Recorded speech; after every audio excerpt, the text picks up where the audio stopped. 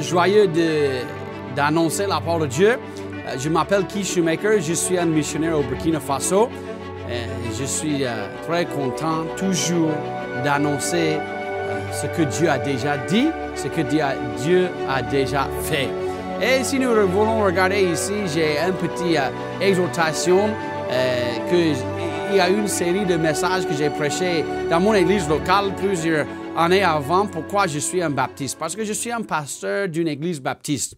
Je ne veux pas dire que nous sommes seulement les gens qui croient ce que Dieu dit et tout ça, mais il y a des raisons que dans mon cœur que je suis un baptiste et vraiment il y a des fondements qui sont nécessaires dans la vie chrétienne et je crois qu'il y a des églises baptistes qui sont toujours proches de marcher avec ces choses. Comme ça, nous voulons regarder quelque chose ici, le baptême avec le repas du Seigneur.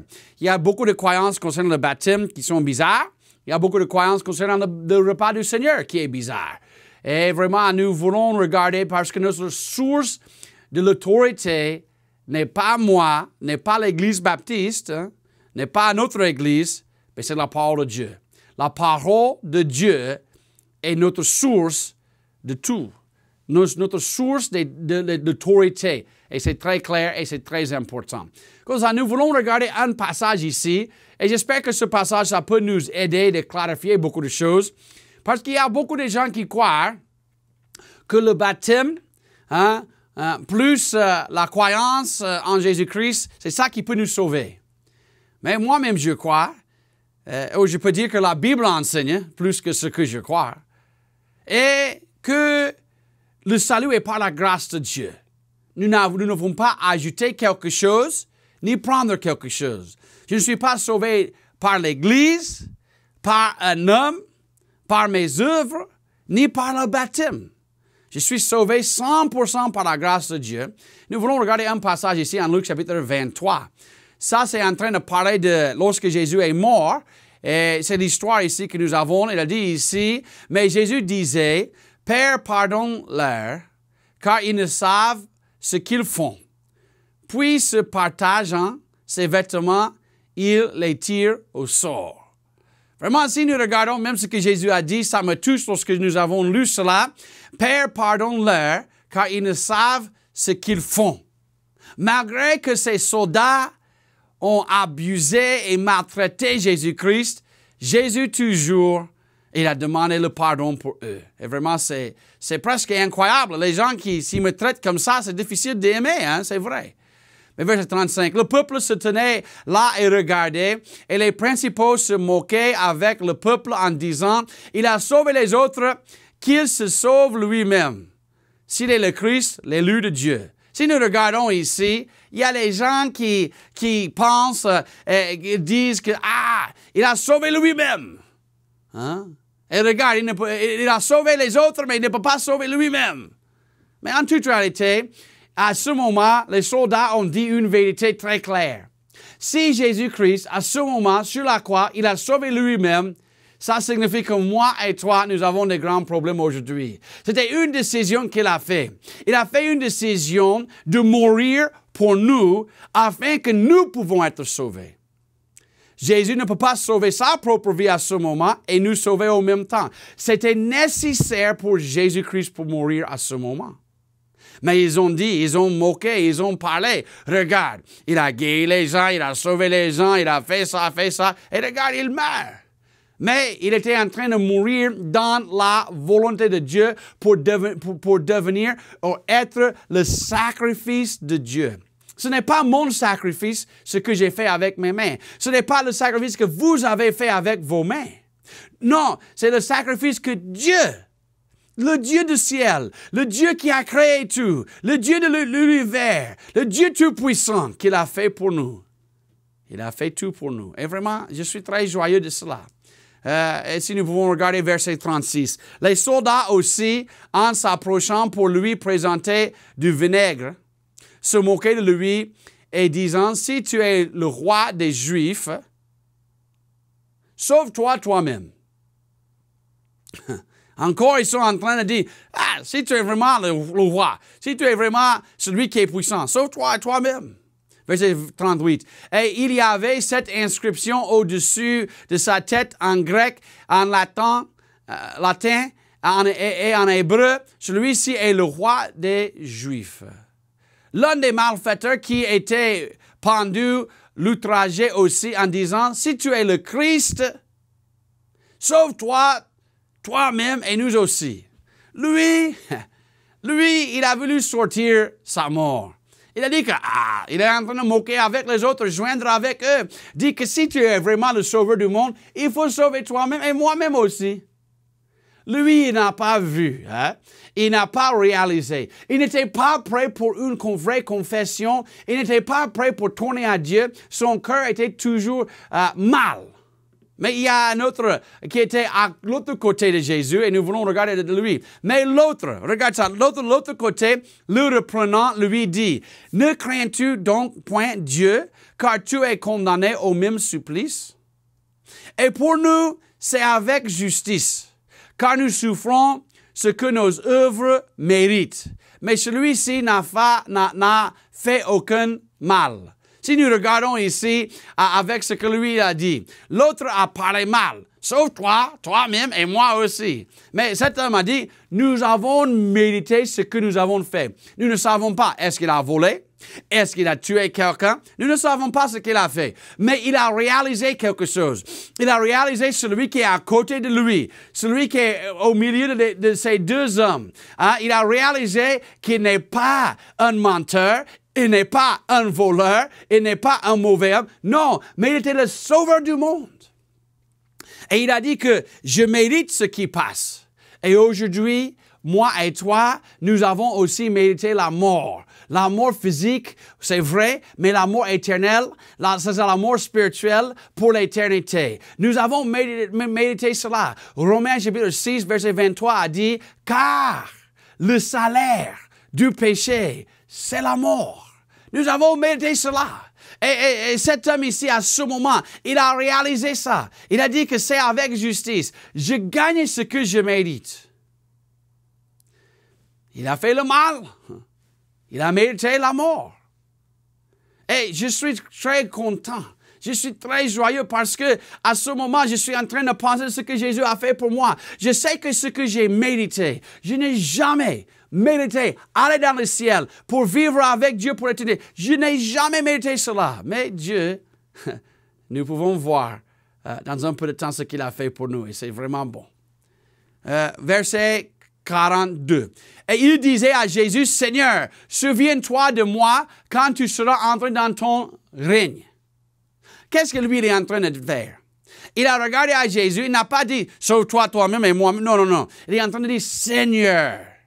Lorsqu'il a dit Seigneur, il est en train de réaliser qui était Jésus, que Jésus est le sauveur du monde, le Messie du monde. Il est en train de mourir pour les péchés. Il est en train de placer sa foi en Jésus-Christ à ce moment. Souviens-toi de moi quand tu seras entré dans ton règne.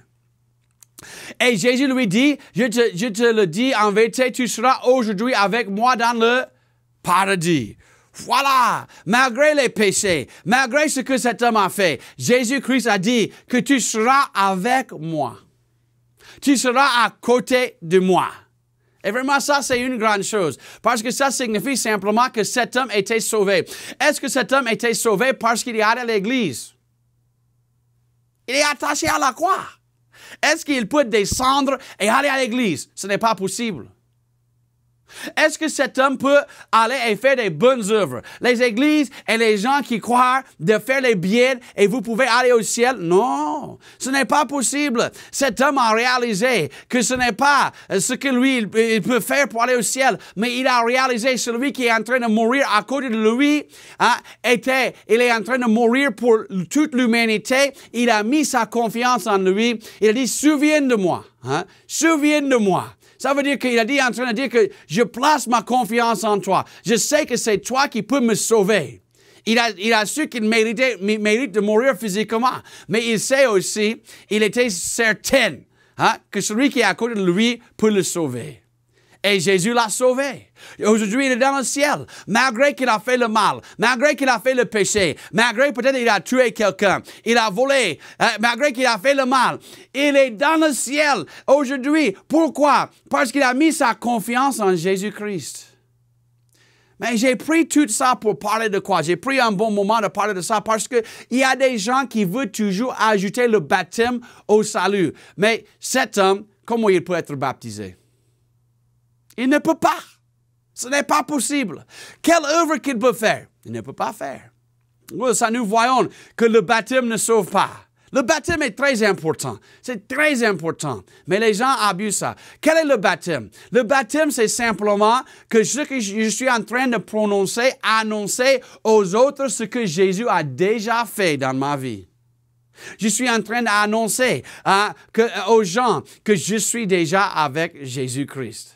C'est un moment pour dire que je laisse les autres choses, je laisse le monde, je laisse mes traditions, je laisse mes pensées, je laisse ce que je crois pour aller marcher avec Dieu. Si nous pouvons regarder ici, Actes chapitre 8, verset 35. Vraiment, c'est un très bon passage que nous voyons ici. Philippe prenant la parole et commença par cet endroit de l'Écriture, lui annoncer l'évangile de Jésus. Ça, c'est une histoire avec un Éthiopien. L'eunuque, dans la Bible. Vraiment, nous avons une histoire que Philippe est allé et commençait de parler avec cet homme. Cet homme vraiment était un homme de moyens, c'est possible. C'était un homme qui a voyagé pour louer Dieu et il était en train de lire la parole de Dieu. Et Philippe a dit, est-ce que tu comprends ce que tu dis? Il dit, comment je peux comprendre si je n'ai pas quelqu'un pour expliquer? Comme ça, Philippe a commencé d'expliquer ce qui était là-bas. Et la Bible a dit ici qu'il a commencé avec l'endroit où il était pour annoncer l'évangile de Jésus. Verset 36. Et comme ils continuaient leur chemin, ils racontaient de l'eau et l'eunuque dit, voici de l'eau, qu'est-ce qui m'empêche d'être baptisé? Ça, c'est une bonne question. Qu'est-ce qui m'empêche d'être baptisé? J'aime la réponse de Philippe. Ça montre à nous beaucoup de choses. Et Philippe lui dit, si tu crois de tout ton cœur, cela t'est permis. Avant de faire le baptême, qu'est-ce qui doit passer? Qu'est-ce qui doit passer? Il doit croire. Il y a aujourd'hui, moi-même aussi, j'étais baptisé lorsque j'étais un bébé. Je ne me souviens pas de ça. Mais le verset ici, ce que nous avons vu, a montré à nous quelque chose de très clair, très important. Ça nous a montré quoi? Que nous avons besoin de croire avant de faire le baptême. Comment un bébé peut croire? Est-ce qu'un bébé comprend quelque chose? La seule chose qu'un bébé comprend, c'est qu'il a besoin de lait. C'est tout. Le bébé ne peut pas comprendre. Tu parles des mots à le bébé, il ne sait pas. Il ne peut pas comprendre. Mais après des années, après qu'un enfant a 5 ans, ou 6 ans, ou 7 ans, si quelqu'un parlait beaucoup de Jésus, beaucoup de Dieu, le jeune garçon ou la jeune fille elle commence de comprendre qu'ils sont des pécheurs et ils ont besoin de Jésus-Christ. C'est très clair. Mais ici, dans cette histoire, nous voyons que l'eunuque a dit, qu'est-ce qui m'empêche d'être baptisé? Et Philippe a dit, si tu crois de tout ton cœur, cela t'est permis. Et l'eunuque répondant, et dit, je crois que Jésus-Christ est le Fils de Dieu. Est-ce que vous avez bien écouté ce que nous avons vu là-bas? Nous avons vu clairement que l'eunuque, avant d'être baptisé, il a cru en Jésus-Christ. Beaucoup de gens aujourd'hui, ils comprennent le baptême mal. Ils pensent que le baptême est quelque chose pour ajouter au salut. Il y a certaines personnes qui disent, et j'ai entendu cela, et j'ai entendu certains dirigeants des églises qui ont dit que le salut vient par le baptême. Philippe n'a pas cru cela. L'autre qui était attaché à côté de Jésus-Christ, Jésus n'a pas cru cela. L'eunuque ici, il a dit que je crois.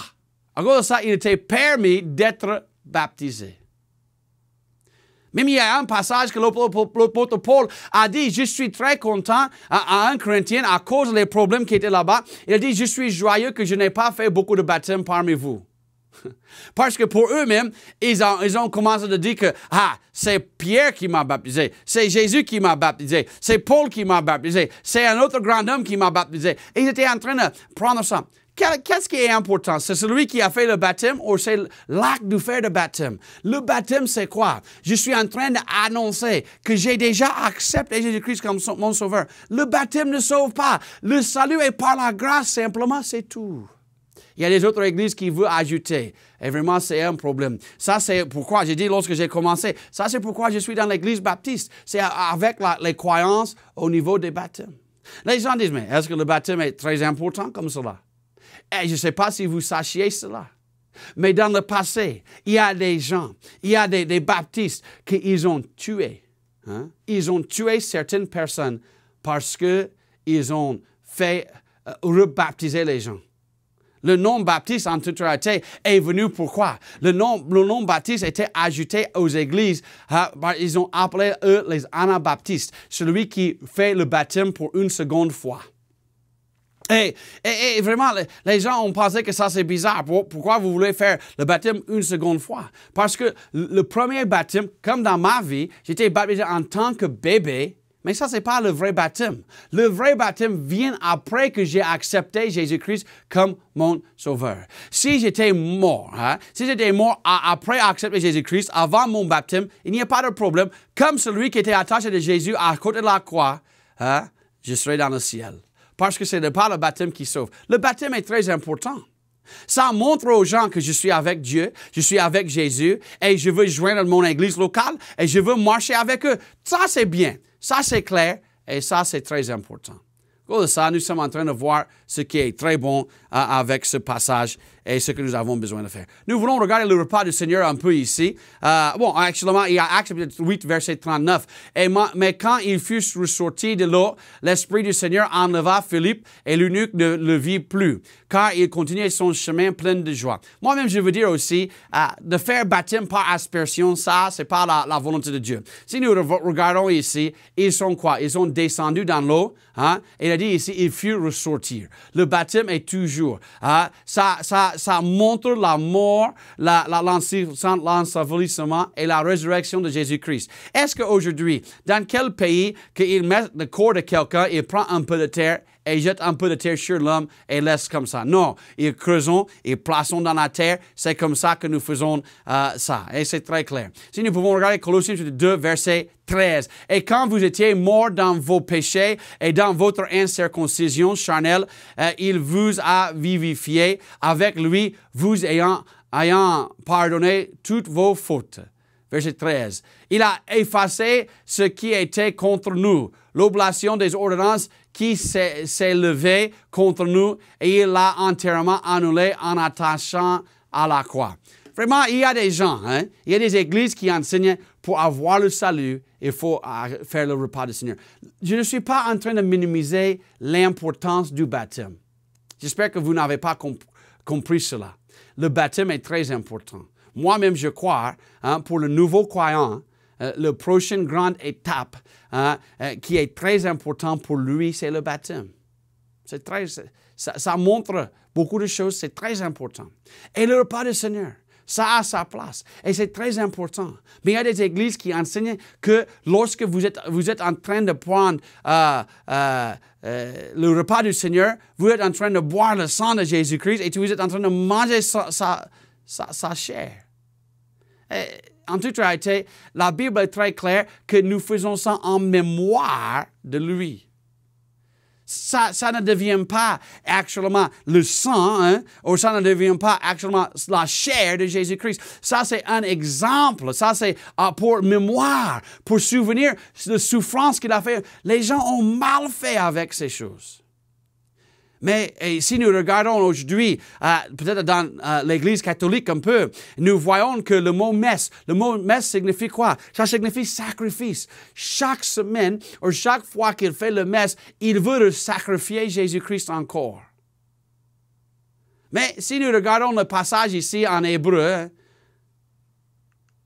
il a dit, Hébreux 9, verset 25, « Non pour s'offrir lui-même plusieurs fois, comme chaque année, le souverain sacrificateur entre dans le Saint des Saints avec un sang autre que le sien propre. » puisqu'il aura fallu qu'il souffre plusieurs fois depuis la création du monde, mais à présent, et à la consommation des siècles, il a paru une seule fois pour oublier le péché et en se sacrifiant lui-même.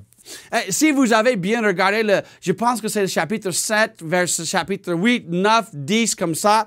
Si vous avez regardé en hébreu 7, 8, 9 et 10, vous pouvez vous regarder. Lorsque Jésus est mort, la Bible a dit qu'il est mort quoi? Une seule fois. Une seule fois. Est-ce que ça, c'est ce que la Bible a dit? Ce n'est pas moi qui a dit. C'est la Bible qui a dit. Il a apparu une seule fois pour oublier le péché, pour enlever le péché, quoi? Nos péchés. Et pourquoi je dois resacrifier Jésus-Christ encore pour mes péchés? Non, Jésus est mort une seule fois. Hein? Et je dois recevoir Jésus-Christ une seule fois. Et vraiment, la Bible est très claire de ce qu'il veut montrer à nous. Verset 27. Et comme il est réservé aux hommes de mourir une fois, et après cela vient le jugement. Et si nous pouvons regarder le verset 28, de même aussi Christ ayant offert une fois, encore nous voyons ça une fois, est-ce qu'il est mort deux fois? Non, une fois. Pour ôter le péché de plusieurs, apparaître une seconde fois sans péché à ceux qui l'entendent pour le salut. Jésus n'est pas mort deux fois, ou trois fois, ou quatre fois.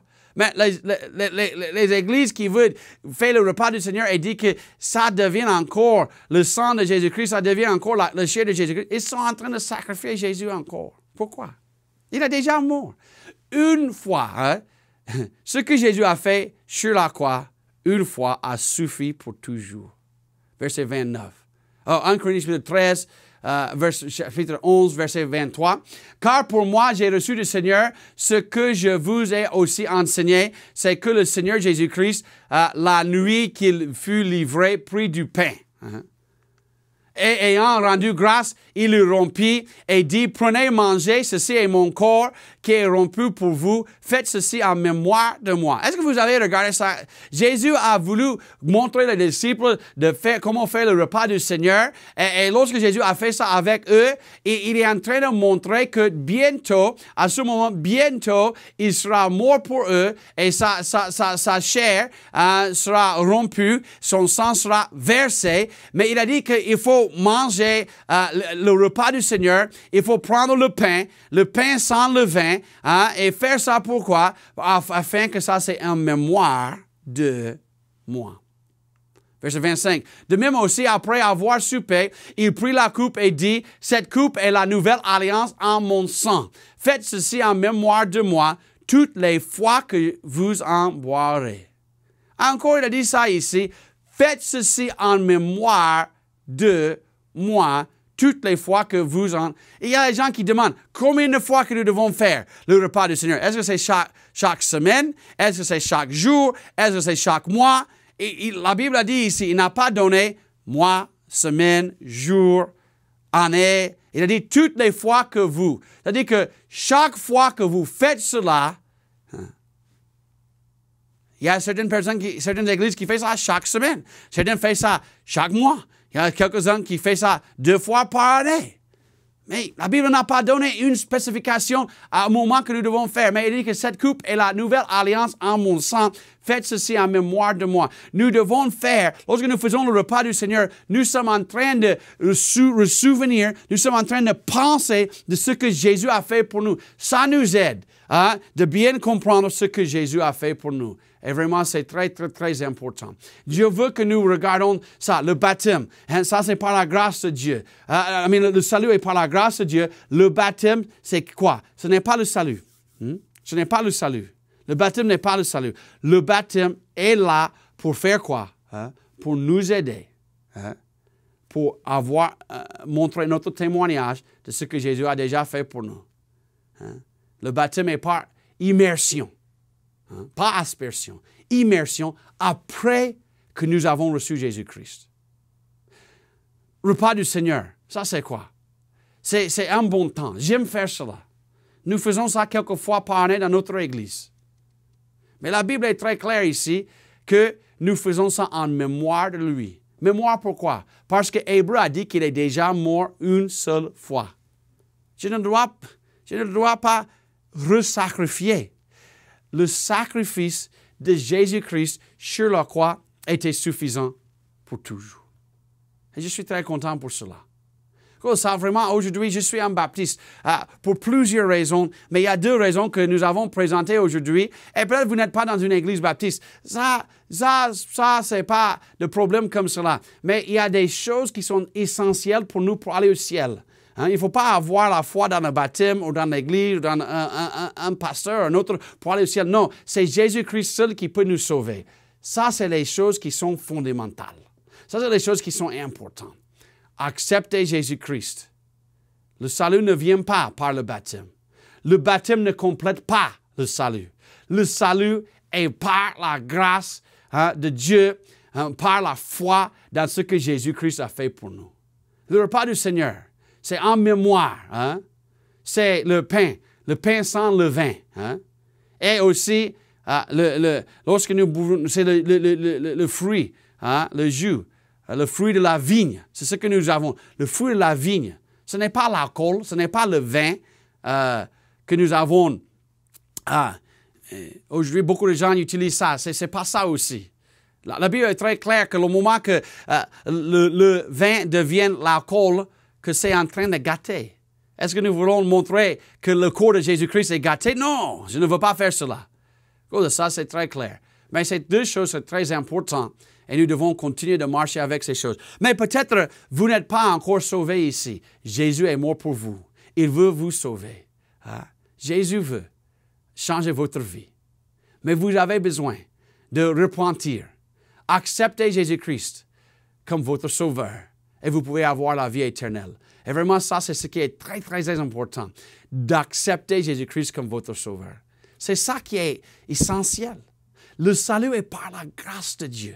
Et je suis très content qu'à un jeune âge, à l'âge de 18 ans, que j'ai reçu Jésus-Christ comme mon sauveur. Est-ce que j'ai fait quelque chose pour ajouter à mon salut? Le salut est par la grâce de Dieu. Est-ce que après mon salut, je grandis dans ma foi et je fais des œuvres? Oui. Mais je ne fais pas les œuvres pour gagner le salut. Non. Je fais des œuvres à cause du salut de ce que Jésus a déjà donné. Jésus est bon. Jésus est mort pour toi. Repentez de tes péchés et acceptez Jésus-Christ comme votre sauveur si vous n'êtes pas encore sauvé. Vous n'êtes pas obligé d'aller à l'église, chercher un pasteur ou quelqu'un pour prier pour vous. Vous avez besoin de repentir et accepter Jésus-Christ comme votre sauveur. Vraiment, je suis très content avec ce message aujourd'hui. Je suis toujours joyeux à cause du salut que Dieu m'a donné. Vraiment, Dieu est bon. À tout moment, il est bon. Et vraiment que le Seigneur vraiment vous bénisse aujourd'hui et aussi pour